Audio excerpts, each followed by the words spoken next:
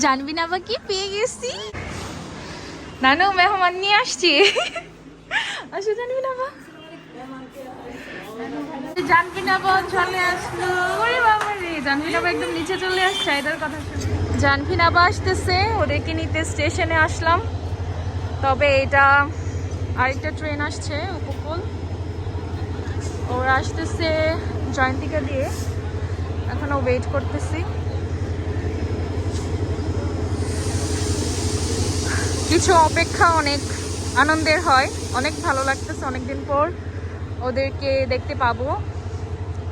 ওরা প্রায় চলে আসতেছে ওদের ট্রেনটাও প্রায় কাছাকাছি চলে আসছে জানবি না বা কি পেয়ে গেছি তো চলে আসছে জানবি না বা অনেকদিন পর কেমন লাগতেছে আপু এই ট্রেন দিয়ে আসছে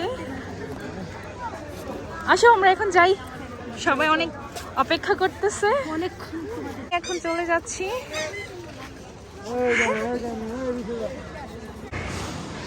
নানু মেহমান নিয়ে আসছি আসো জানবি না বা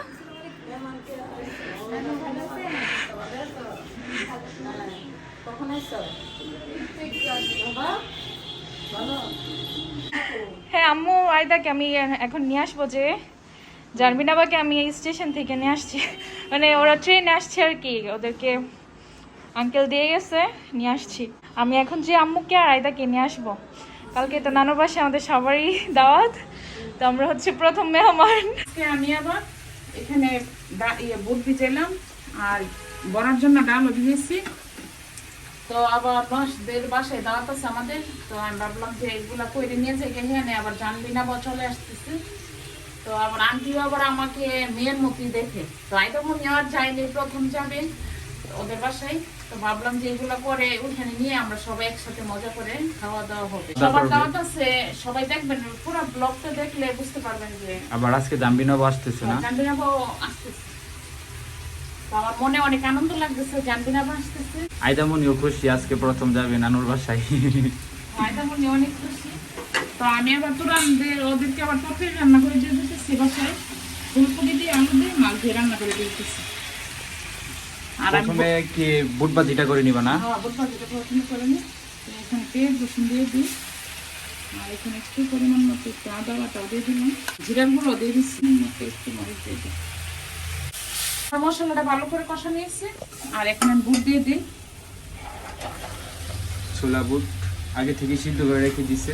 আমার এখানে এই তরকারিটা হয়ে গেছে কাঁচামরিচ ধনিয়া পাতা দিয়ে দিলাম ফুলকপি দিয়ে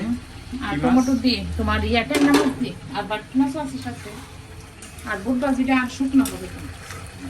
একদম আঠালো আঠালো হবে পেঁয়াজ রসুন বাটা আর আদা বাটা নিচ্ছি আমি জিরার গুঁড়াটা দিই না বড়ার মধ্যে অনেকে দেই অনেকে দেয় আমি দিই না আম্মু দেই না একটু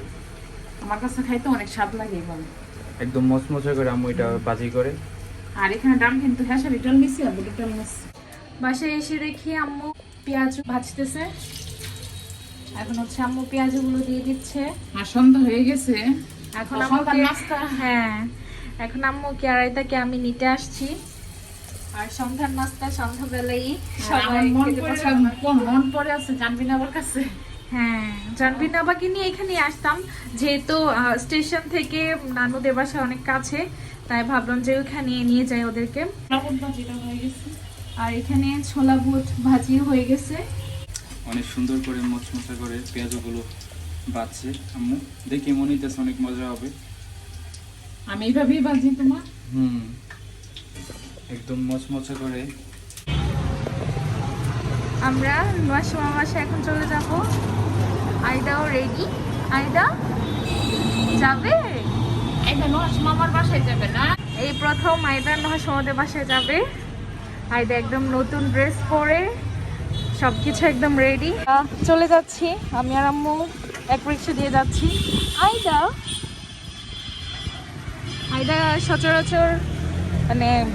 ওকে দেখা যায় যে দিনের বেলায় বের করি রাতে তেমন বের হওয়া হয় না এটা মনে হয় প্রথম না আম্মু নসমাদের বাসায় যাচ্ছে প্রথম তা আবার রাতের বেলা ওইটাও প্রথম আজকে আয়দার সাথে অনেক কিছু হচ্ছে প্রথম জানবি না বোন চলে আসলো ওরে বাবা রে জানবি না একদম নিচে চলে আসছে আয়দার কথা শুনে নানু বাসায় চলে আসছে, মামাদের বাসায় চলে আসলো।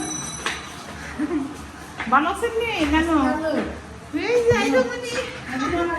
গরম তোমার ওরে বাবা রে